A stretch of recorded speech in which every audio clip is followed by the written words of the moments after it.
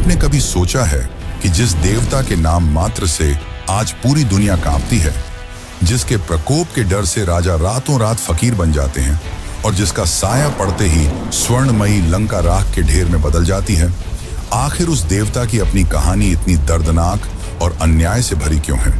हम सब शनिदेव को क्रूर मानते हैं, हम उन्हें भय की दृष्टि से देखते हैं, लेकिन इतिहास के पन्नों में एक ऐसा सच दबा हुआ है जिसे जानने के बाद आपका यह डर सम्मान और आंसुओं में बदल जाएगा। क्या हो अगर मैं आपसे कहूं कि ब्रह्मांड का सबसे बड़ा न्यायाधीश, कर्मफलदाता शनिदेव स्वयं अपने जीवन में सबसे बड़े अन्याय का शिकार हुए थे? यह कहानी केवल एक ग्रह या देवता की नहीं है, बल्कि एक ऐसे बेटे की है जिसे जन्म लेते ही उसके पिता सूर्यदेव ने सिर्फ इसलिए ठुकरा दिया क्योंकि उसका रंग काला था। यह कहानी एक ऐसे योद्धा की है जिसे देवताओं के राजा इंद्र ने चैन से जीने नहीं दिया। सोचिए उस पीड़ा को जब इंद्रदेव ने अपनी सत्ता के अहंकार में चूर होकर निर्दोष काकलोक पर एक कायराना हमला किया और शनिदेव की आंखों के सामने उन माताओं और बेजुबानों का नरसंहार कर दिया जिन्होंने उस तिरस्कृत बालक को अपना परिवार माना था। क्या उस दिन शनिदेव का क्रोधित होना गलत था? क्या अपनी मां समान संरक्षकों की हत्या का प्रतिशोध लेना पाप था? इस वीडियो में हम देवताओं के उस धोखे से पर्दा उठाएंगे जिसने एक शांत तपस्वी बालक को प्रलयंकारी शक्ति बना दिया। हम जानेंगे कि आखिर क्यों अपनी ही पत्नी के एक श्राप ने शनिदेव को हमेशा के लिए अपनी नजरें झुकाकर चलने पर मजबूर कर दिया। हम उस रहस्यमयी कोठरी का ताला खोलेंगे जहां रावण ने नवग्रहों को कैद कर रखा था और जानेंगे कि कैसे हनुमान जी और शनिदेव के बीच एक ऐसा रिश्ता बना जिसने आज तक तेल चढ़ाने की परंपरा को जीवित रखा है। सत्यवादी राजा हरिश्चंद्र को श्मशान का चांडाल बनाने के पीछे क्या वाकई शनिदेव की निष्ठुरता थी या कोई बहुत बड़ा दैवीय उद्देश्य? और सबसे बड़ा सवाल, क्या 7.5 और ढैया वाकई डरने का विषय है? आज के इस सफर में हम सुनी सुनाई बातों को किनारे रखकर शास्त्रों और पुराणों की गहराई में उतरेंगे और देखेंगे कि जो अपनों के द्वारा ठुकराया गया, अपमानित किया गया और बार बार छल्ला गया, वह कैसे बन गया न्याय का देवता शनिदेव। ब्रह्मांड के इतिहास में कुछ घटनाएं ऐसी होती हैं जो न केवल समय को बदल देती हैं बल्कि नियति के प्रवाह को ही मोड़ देती हैं। शनिदेव की कहानी भी एक ऐसी ही घटना से शुरू होती है, एक विवाह, एक छल और एक छाया से। कथा का आरंभ होता है देवशिल्पी विश्वकर्मा की अत्यंत रूपवान पुत्री देवी संज्ञा और ब्रह्मांड के ऊर्जा स्रोत सूर्यदेव के विवाह से। यह मिलन जितना दिव्य था उतना ही कष्टदायक भी। सूर्यदेव का तेज इतना प्रचंड था कि उनके समीप जाना तो दूर, उनकी ओर देखना भी किसी साधारण प्राणी के लिए संभव नहीं था। देवी संज्ञा जो कोमलता की मूर्ति थी, विवाह के पश्चात पतिव्रता धर्म का पालन करती रही, लेकिन सूर्यदेव की दाहक अग्नि उन्हें पल प्रतिपल जलाती रही। धीरे धीरे देवी संज्ञा का धैर्य टूटने लगा। उन्हें लगा कि यदि वे इसी तरह जलती रहीं तो उनका अस्तित्व ही समाप्त हो जाएगा। तब उन्होंने एक कठोर निर्णय लिया, तपस्या का। वे सूर्यदेव के तेज को सहने की शक्ति प्राप्त करने के लिए वन में जाकर तप करना चाहती थीं, लेकिन एक पत्नी और मां के रूप में अपना स्थान खाली छोड़ना अधर्म होता। यहीं से जन्म हुआ उस रहस्य का जिसने शनिदेव के अस्तित्व की नींव रखी। देवी संज्ञा ने अपने ही शरीर से, अपनी ही योग शक्ति से एक प्रतिरूप का निर्माण किया, अपनी छाया। यह छाया हूबहू संज्ञा जैसी थी, वही रूप, वही स्वर। संज्ञा ने छाया को स्वर्णा नाम दिया और उसे आदेश दिया कि वह सूर्यदेव की सेवा करे और संतानों का पालन करे, लेकिन यह भेद किसी को न बताए। असली संज्ञा वहां से चली गई और सूर्यदेव छाया को ही अपनी पत्नी समझकर उनके साथ रहने लगे। समय बीतता गया। छाया जो स्वभाव से ही शांत और गंभीर थी, भगवान शिव की परम भक्त बन गई। जब शनिदेव उनके गर्भ में आए, उस समय देवी छाया भगवान शिव की कठोर तपस्या में लीन थी। स्कंद पुराण के अनुसार यह तपस्या साधारण नहीं थी। देवी छाया चिलचिलाती धूप में बिना अन्न जल के एक पैर पर खड़ी होकर महादेव का ध्यान कर रही थी। सूर्य की भीषण गर्मी और तप की अग्नि का सीधा प्रभाव गर्भ में पल रहे शिशु पर पड़ा। वह कोमल शिशु गर्भ के भीतर ही उस ताप से झुलस गया और उसका वर्ण जो सूर्य पुत्र होने के नाते स्वर्ण जैसा होना चाहिए था, तप कर एकदम श्याम यानी कि काला हो गया। और फिर वह क्षण आया जब कर्मफल दाता का जन्म हुआ। जैसे ही नवजात शनिदेव ने जन्म लिया और पहली बार अपनी आंखें खोली, एक अभूतपूर्व घटना घटी। उनकी दृष्टि सीधी अपने पिता सूर्यदेव पर पड़ी। शास्त्रों में वर्णन आता है कि शनि की उस पहली दृष्टि का प्रभाव इतना तीव्र था कि स्वयं सूर्यदेव का रथ रुक गया, उनके घोड़ों की गति थम गई और कुछ क्षणों के लिए सूर्यदेव पर ग्रहण लग गया।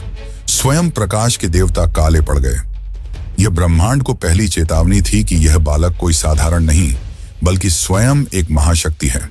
सूर्यदेव अपने तेज को धूमिल होते देख स्तब्ध रह गए। जब उनकी नजर बालक पर पड़ी तो वे क्रोध और घृणा से भर उठे। उन्हें विश्वास ही नहीं हुआ कि सूर्य का पुत्र इतना काला और क्रूप हो सकता है। उन्होंने देवी छाया के चरित्र पर संदेह करते हुए भरे दरबार में हुंकार भरी, यह मेरा पुत्र नहीं हो सकता। इसमें न मेरा तेज है न मेरा रूप, यह निश्चय ही किसी और का पाप है। जरा सोचिए उस बालक के मन पर क्या गुजरी होगी जिसने जन्म लेते ही पिता की गोद के स्थान पर उनका तिरस्कार पाया।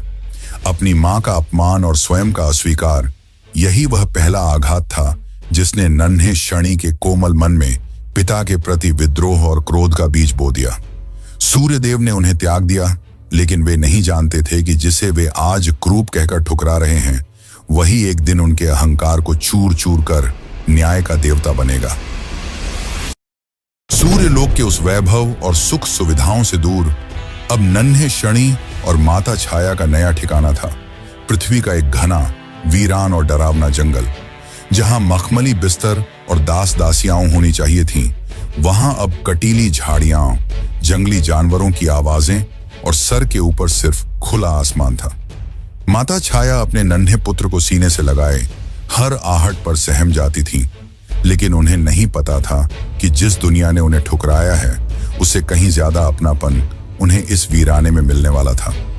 जब अपने ही खून ने मुंह फेर लिया, तब एक बेजुबान जीव ने इंसानियत की मिसाल पेश की। इस घने जंगल में शनिदेव की मुलाकात हुई काकराज से, जो कौवों के राजा थे। काकराज ने नन्हे शनि में वो अंधकार या कलंक नहीं देखा जो सूर्यदेव को दिखा था। उन्होंने देखा तो बस एक अकेला मासूम बालक, जिसे सहारे और प्रेम की जरूरत थी। जहां देवताओं के राजा इंद्र और पिता सूर्यदेव ने दरवाजे बंद कर लिए थे, वहां इन पक्षियों ने अपने घोंसले और दिल दोनों खोल दिए। काकराज ने शनि को अपने काकलोक में आमंत्रित किया, एक ऐसी दुनिया जहां कोई ऊंच नीच नहीं थी, कोई रूप रंग का भेदभाव नहीं था। धीरे धीरे शनिदेव उन कौवों के बीच ऐसे घुल मिल गए जैसे वही उनका असली परिवार हो। काकराज की माता ने शनि को बिल्कुल अपने बच्चे की तरह प्रेम दिया। ये वो समय था जब शनिदेव अपने जीवन में पहली बार सचमुच खुश थे। जंगल का वह कोना उनकी हंसी से गूंजने लगा था। उन्हें एहसास हुआ कि परिवार खून के रिश्तों से नहीं, बल्कि प्रेम और सम्मान से बनता है। माता छाया भी अपने पुत्र को काकलोक में इतना सुरक्षित और खुश देखकर अपने पिछले सारे अपमानों को भूलने लगी थी। लेकिन हायरी नियति, ये खुशियां, ये सुकून, ये नया परिवार, ये सब एक तूफान से पहले की शांति थी। नन्हे शनिदेव को अंदाजा भी नहीं था कि जिस हंसी खुशी और जिस परिवार को उन्होंने अभी अभी पाया है, उसे छीनने के लिए स्वर्ग की गद्दी पर बैठा एक राजा अपनी काली नजरें गड़ाए बैठा है। यह निस्वार्थ प्रेम ही वह आखिरी धागा था जिसके टूटने पर ब्रह्मांड का सबसे बड़ा विनाश शुरू होने वाला था। नियति को और स्वर्ग के राजा इंद्र को यह शांति मंजूर नहीं थी। शनिदेव की बढ़ती हुई शक्तियां और उनका तप अब स्वर्ग के सिंहासन को डराने लगा था। इंद्रदेव, जो हमेशा अपनी सत्ता खोने के भय में रहते थे, उन्हें लगा कि कहीं सूर्य पुत्र शनि भविष्य में स्वर्ग पर अधिकार न कर ले। इसी असुरक्षा ने देवताओं के राजा को एक कायर बना दिया। एक दिन जब शनिदेव और उनके मित्र काकराज वन में किसी कार्यवश दूर गए हुए थे, इंद्रदेव ने अवसर का लाभ उठाया और अपनी पूरी शक्ति के साथ निहत्थे और मासूम काकलोक पर आक्रमण कर दिया। यह कोई युद्ध नहीं था, यह एक नरसंहार था। स्वर्ग के वज्र और दिव्य अस्त्र उन बेजुबान पक्षियों पर बरसने लगे जिन्होंने शनि को पनाह दी थी। काकलोक की वो हंसी खुशी, वो किलकारियां पल भर में चीखों और राख में बदल गईं। निर्दोष कौवे मारे जा रहे थे, उनके घोंसले जलाए जा रहे थे और इस विनाश को रोकने वाला वहां कोई नहीं था। जब शनिदेव वापस लौटे तो उनके पैरों तले जमीन खिसक गई। जिस परिवार ने उन्हें अपनाया था वो अब लाशों के ढेर में बदल चुका था। सबसे बड़ा आघात तब लगा जब उन्होंने काक माता को मृत पाया। वही माता जिन्होंने उन्हें अपने पुत्र जैसा स्नेह दिया था, आज इंद्र के अहंकार की भेंट चढ़ चुकी थी। अपनी मां छाया का अपमान और अपनी दूसरी मां काक माता की मृत्यु देखकर शनिदेव अंदर से पूरी तरह टूट गए। लेकिन फिर उसी टूटे हुए हृदय से एक ऐसी ज्वाला भड़की जिसने आंसुओं को सुखा दिया। अब उनकी आंखों में दुख नहीं बल्कि प्रतिशोध का वो लावा था जो स्वर्ग को जलाने के लिए काफी था। शनि समझ गए कि शांति और विनती से देवताओं को समझाया नहीं जा सकता। उसी जलते हुए वन और अपने मृत परिजनों की राख को मुट्ठी में भरकर शनिदेव ने शपथ ली कि आज एक पुत्र की मृत्यु हुई है और एक दंड नायक का जन्म हुआ है। अब बात अधिकार की नहीं, अब बात न्याय की होगी। इंद्र ने एक तपस्वी को छेड़कर अपनी सबसे बड़ी भूल कर दी थी, क्योंकि अब शनिदेव रोएंगे नहीं बल्कि रुलाएंगे। क्रोध की अग्नि में जलते हुए शनिदेव ने अब अपनी शक्ति को एक दिशा दी। उन्होंने अपनी आधी दिव्य शक्तियां अपने मित्र और वाहन काकराज को समर्पित कर दी और फिर उसी काकराज पर सवार होकर स्वर्ग की ओर प्रस्थान किया। यह दृश्य अद्भुत और भयावह था। एक तरफ स्वर्ग में इंद्र और अन्य देवता सोमरस और नृत्य का आनंद ले रहे थे, अपनी जीत के अहंकार में चूर थे, और दूसरी तरफ एक काला तूफान उनकी ओर बढ़ रहा था। जैसे ही शनिदेव ने स्वर्ग की सीमा में कदम रखा, इंद्र की सेना ने उन पर आक्रमण करना चाहा, लेकिन शनि ने कोई अस्त्र नहीं उठाया। उन्होंने बस अपनी पलकें उठाईं और अपनी विनाशकारी वक्र दृष्टि देवताओं पर डाल दी। शनि की उस एक नजर ने देवताओं के शरीरों को पत्थर जैसा भारी और शक्तिहीन कर दिया। जो हाथ वज्र और तलवारें थामे थे वे अब कांप रहे थे और अस्त्र जमीन पर गिरने लगे। शनिदेव ने देवताओं के ही गिराए हुए अस्त्रों को उठाया और उन्हीं से स्वर्ग पर कहर बरपाना शुरू कर दिया। हाहाकार मच गया। इंद्रदेव, जो कल तक काकलोक को जलाकर अपनी वीरता दिखा रहे थे, आज अपनी जान बचाने के लिए भाग रहे थे। लेकिन अभी प्रतिशोध पूरा नहीं हुआ था। देवताओं की पुकार सुनकर सूर्यदेव वहां आ पहुंचे और उन्होंने अपनी मायावी और घातक किरणों से शनि पर प्रहार किया। शनि ने न केवल उस प्रहार को अपनी आंखों की ऊर्जा से नष्ट किया, बल्कि अपनी कुदृष्टि सीधे अपने पिता सूर्यदेव पर डाल दी। परिणाम स्वरूप ब्रह्मांड को रोशन करने वाले सूर्यदेव का शरीर ठंडा पड़ गया और वे काले पड़ गए। पूरे ब्रह्मांड में अंधेरा छा गया। जो पिता अपने पुत्र के काले रंग से नफरत करता था, आज उसका अपना अस्तित्व ही काला पड़ चुका था। अंततः शनिदेव ने इंद्र को घुटनों पर ला दिया, उनका राजमुकुट छीन लिया और स्वर्ग के सिंहासन पर अधिकार कर लिया। इंद्र और सूर्यदेव को बंदी बनाकर उसी स्वर्ग के कारागार में डाल दिया गया। कल तक जो बालक अपमानित होकर जंगलों में भटक रहा था, आज वह तीनों लोकों का स्वामी बन चुका था। यह केवल एक युद्ध की जीत नहीं थी, यह उस अहंकार की हार थी जिसने एक पुत्र को शत्रु बना दिया था। लेकिन कहानी यहां समाप्त नहीं होती। असली कहानी तो अब शुरू होगी। लेकिन उससे पहले अगर आपको वीडियो अच्छी लग रही है तो इसे लाइक जरूर करें और कमेंट में लिखें जय शनिदेव। जब स्वर्ग पर शनि का अधिकार हो गया और सूर्यदेव के काले पड़ने से पूरी सृष्टि अंधकार में डूबने लगी, तब बचे खुचे देवता भागते हुए कैलाश पर्वत पहुंचे। वहां उन्होंने महादेव के चरणों में गिरकर रक्षा की भीख मांगी। महादेव, जो सत्य और असत्य के पारखी हैं, उन्होंने पहले तो देवताओं को जमकर फटकारा। उन्होंने साफ शब्दों में कहा, यह विनाश शनि ने नहीं, तुम्हारे अहंकार और अन्याय ने बुलाया है। लेकिन सृष्टि का संतुलन बनाए रखने के लिए महादेव को हस्तक्षेप करना पड़ा। जब शिवजी रणभूमि में पहुंचे तो शनिदेव का क्रोध 7वें आसमान पर था। उन्होंने महादेव के रोकने पर भी रुकने से इनकार कर दिया और आवेश में आकर अपनी विनाशकारी वक्र दृष्टि स्वयं महाकाल पर डाल दी। यह एक भक्त की भूल भी थी और जिद भी। जवाब में महादेव ने अपने तीसरे नेत्र की हल्की सी ऊर्जा छोड़ी, जिससे शनिदेव घायल होकर पृथ्वी पर एक पीपल के वृक्ष पर जा गिरे। शनिदेव घायल थे, लेकिन महादेव ने उन्हें मारा नहीं, बल्कि उन्हें जीवन दान और ज्ञान दिया। शिवजी ने शनि के सिर पर हाथ रखकर वह बात कही जिसने शनि का अस्तित्व बदल दिया। पुत्र, तुम्हारे साथ अन्याय हुआ है, यह सत्य है, लेकिन तुम जो कर रहे हो वह न्याय नहीं, प्रतिशोध है। न्याय दंड देता है सुधारने के लिए और प्रतिशोध दंड देता है नष्ट करने के लिए। यदि तुम भी वही करोगे जो देवताओं ने किया, तो तुम में और उनमें क्या अंतर रह जाएगा? शिवजी के इन शब्दों ने शनि के भीतर जल रही बदले की आग को शांत कर दिया। उन्हें अपनी दिशा मिल गई। अपनी भूल का प्रायश्चित करने के लिए शनिदेव ने उसी पीपल के वृक्ष के नीचे घोर तपस्या की। उनकी निष्ठा और सत्य को देखकर महादेव प्रसन्न हुए और उन्हें वह उपाधि दी जो आज तक किसी देवता को नहीं मिली थी, कर्म फल दाता और दंडाधिकारी। महादेव ने घोषणा की, आज से तुम अपनी निजी दुश्मनी के लिए नहीं, बल्कि ब्रह्मांड के विधान के लिए दंड दोगे। तुम न्यायाधीश हो और तुम्हारी दृष्टि से अब कोई नहीं बच पाएगा, चाहे वह देवता हो, असुर हो, मनुष्य हो या स्वयं मैं भी क्यों ना हूं। इस प्रकार एक ठुकराया हुआ पुत्र अपने तप और त्याग से ब्रह्मांड का सबसे बड़ा न्यायाधीश बन गया। लेकिन क्या आपको पता है कि शनिदेव की कुदृष्टि या वक्र दृष्टि कोई वरदान नहीं, बल्कि एक श्राप का नतीजा है। वही श्राप जो उन्हें स्वयं उनकी पत्नी ने दिया था। पर आखिर ऐसा क्यों? तो चलिए अब उस रहस्य को जानते हैं। ब्रह्मांड के न्यायाधीश का पद संभालना कोई सरल कार्य नहीं था।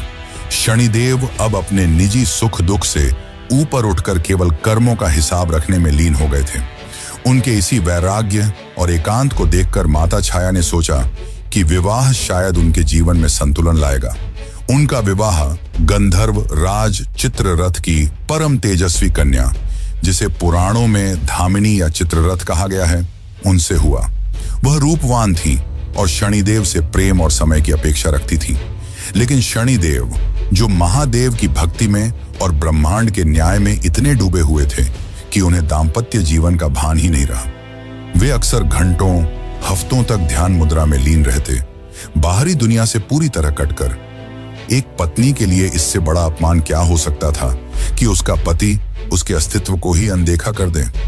एक रात्रि जब शनिदेव गहन ध्यान में मग्न थे, उनकी पत्नी पुत्र प्राप्ति और प्रेम की इच्छा लेकर उनके समीप आई। उन्होंने कई बार शनिदेव को पुकारा, उन्हें स्पर्श किया, लेकिन शनिदेव की समाधि नहीं टूटी। न उन्होंने आंखें खोली, न अपनी पत्नी की ओर देखा। निरंतर उपेक्षा से आहत होकर पत्नी का धैर्य टूट गया और वह अपमान की ज्वाला में जल उठी। क्रोध और आवेश में आकर उन्होंने शनिदेव को श्राप देते हुए कहा, जिस दृष्टि के लिए मैं तरस रही हूं, जिस नजर से तुमने मुझे नहीं देखा, अब वह नजर जिस पर भी पड़ेगी उसका सर्वनाश हो जाएगा। तब शनिदेव का ध्यान टूटा और उन्हें श्राप का पता चला तो वे क्रोधित नहीं हुए, बल्कि गहरे विषाद में डूब गए। उनकी पत्नी को भी अपनी भूल का एहसास हुआ, लेकिन मुख से निकला श्राप अब वापस नहीं लिया जा सकता था। यह शनिदेव के जीवन की सबसे बड़ी विडंबना थी। उन्हें न्याय का देवता कहा जाता था, लेकिन उनके साथ नियति ने कितना क्रूर खेल खेला था। अब वे चाहकर भी अपनी माता छाया, अपने मित्रों या किसी भी निर्दोष को प्रेम से नहीं देख सकते थे। अपनी ही शक्तियों से अपनों को बचाने के लिए शनिदेव ने एक कठोर निर्णय लिया। उन्होंने अपनी नजरें हमेशा के लिए झुका ली। ये उनका अहंकार नहीं, बल्कि उनका त्याग था। वे अकेले हो गए ताकि दुनिया सुरक्षित रह सके। इसी श्राप ने उन्हें वह क्रूर ग्रह बना दिया जिससे लोग डरते हैं, जबकि असलियत में वह एक ऐसे देवता हैं जो अपनी आंखों में विनाश नहीं, बल्कि विवशता लेकर चलते हैं। पर शनिदेव का दुख यहाँ समाप्त नहीं होता। अभी उन्हें एक क्रूर शासक द्वारा लंगड़ा किया गया और इसी कहानी से वह रीति बन गई जिसके चलते आज हम शनिदेव को प्रसन्न करने के लिए उन पर तेल चढ़ाते हैं। तो चलिए अब उस आखिरी कथा को भी जान लेते हैं। श्राप और एकांतवास ने शनिदेव को तोड़ा नहीं, बल्कि उन्हें निष्पक्ष बना दिया। अब उनके लिए न कोई मित्र था न शत्रु, केवल कर्म था। इसकी सबसे बड़ी परीक्षा तब हुई जब उन्होंने अयोध्या के सूर्यवंशी राजा हरिश्चंद्र के जीवन में प्रवेश किया। लोग पूछते हैं कि एक सत्यवादी राजा को शनि ने इतना कष्ट क्यों दिया? क्या यह क्रूरता थी? नहीं, यह दुनिया को सत्य की ताकत दिखाने का एक तरीका था। शनिदेव जानते थे कि सोना आग में तपकर ही कुंदन बनता है। उन्होंने हरिश्चंद्र का राजपाट छीना, उन्हें दर दर भटकने पर मजबूर किया, यहां तक कि उन्हें अपनी पत्नी और पुत्र को बेचना पड़ा और खुद श्मशान में एक चांडाल का काम करना पड़ा। लेकिन जब अपने मृत पुत्र के कफन के लिए भी हरिश्चंद्र ने अपनी पत्नी से कर मांगा और सत्य नहीं छोड़ा, तब शनिदेव स्वयं प्रकट हुए। उन्होंने दुनिया को बताया कि मैंने हरिश्चंद्र को दुख नहीं दिया, बल्कि उसे अमर कर दिया है। यह परीक्षा यह साबित करने के लिए थी कि जब सब कुछ छिन जाए, तब भी जो सत्य पर अडिग रहता है उसे स्वयं काल भी नहीं मिटा सकता। लेकिन जहां हरिश्चंद्र ने विनम्रता से न्याय स्वीकार किया, वहीं लंकापति रावण ने अहंकार से न्याय को बांधने की कोशिश की। रावण इतना शक्तिशाली था कि उसने नवग्रहों को अपने सिंहासन के नीचे सीढ़ियों पर औंधे मुंह लिटा रखा था। जब रावण के पुत्र मेघनाद का जन्म होने वाला था, तो उसने सभी ग्रहों को आदेश दिया कि वे शुभ स्थिति में रहें ताकि उसका पुत्र अमर हो जाए। लेकिन शनिदेव, जो अन्याय के आगे झुकना नहीं जानते थे, उन्होंने चुपके से अपनी चाल बदल ली और मेघनाद की कुंडली के 12वें भाव यानी व्यय भाव में अपना पैर जमा दिया। इससे मेघनाद की मृत्यु निश्चित हो गई। यह देखकर रावण क्रोध से पागल हो गया और उसने अपनी गदा से शनिदेव के पैर पर इतना भयंकर प्रहार किया कि उनका एक पैर हमेशा के लिए क्षतिग्रस्त हो गया। इसी चोट के कारण शनिदेव शनय शनय यानी धीरे चलने लगे और उन्हें शनैश्चर कहा जाने लगा। यह चोट रावण के अन्याय और शनि के साहस का प्रतीक बन गई। इसके बाद रावण ने शनिदेव को लंका की एक अंधेरी काल कोठरी में कैद कर दिया, जहां कोई रोशनी नहीं पहुंचती थी, ताकि उनकी दृष्टि किसी पर न पड़े। शनिदेव वर्षों तक वहां कष्ट और अंधेरे में रहे, लेकिन उन्होंने हार नहीं मानी। उनका उद्धार तब हुआ जब पवन पुत्र हनुमान माता सीता की खोज में लंका पहुंचे। लंका दहन के समय हनुमान जी ने उस काल कोठरी को तोड़ा और शनिदेव को मुक्त कराया। रावण के प्रहारों और कैद के कारण शनिदेव का शरीर और पैर दर्द से कराह रहे थे। तब हनुमान जी ने उनके घावों पर सरसों का तेल लगाया, जिससे उन्हें शीतलता और आराम मिला। उस दिन शनिदेव ने वचन दिया कि जो भी भक्त हनुमान जी की पूजा करेगा और मुझे तेल चढ़ाएगा, उसे मेरी पीड़ा कभी नहीं सताएगी। ये दोस्ती बल और न्याय का मिलन थी, जिसने अंततः रावण के विनाश की नींव रखी। तो अंत में इस पूरी यात्रा और संघर्ष को देखने के बाद क्या हम अब भी उन्हें क्रूर कहेंगे? शायद नहीं। शनिदेव का पूरा अस्तित्व हमें बस एक ही संदेश देता है, मैं तुम्हें डराता नहीं, मैं तो केवल तुम्हारे कर्मों का आईना दिखाता हूं। हम जिसे साढ़े साती या ढैया कहकर कोसते हैं, असल में वह कोई सजा नहीं, बल्कि एक सफाई का समय होता है। जैसे सोना आग में तपकर ही कुंदन बनता है, वैसे ही शनिदेव हमें संकटों की भट्टी में तपाकर हमारे भीतर के अहंकार और पाप को जला देते हैं। साढ़े साती के वे 7.5 साल और ढैया के वे 2.5 साल हमें तोड़ते नहीं, बल्कि हमें यह याद दिलाने आते हैं कि हम ईश्वर नहीं, मनुष्य हैं और हमें अपने कर्मों के प्रति जवाबदेह होना पड़ेगा। वे हमारे शत्रु नहीं, बल्कि हमारे सबसे बड़े शुभचिंतक और मित्र हैं, जो हमें भटकने से रोकते हैं। जरा उनकी उस मूर्ति की ओर देखिए, उस काले पत्थर की ओर जिसे हम डरते डरते तेल चढ़ाते हैं। अगर आप ध्यान से देखेंगे तो आपको वहां क्रोध नहीं, बल्कि एक गहरा दर्द और शांति दिखाई देगी।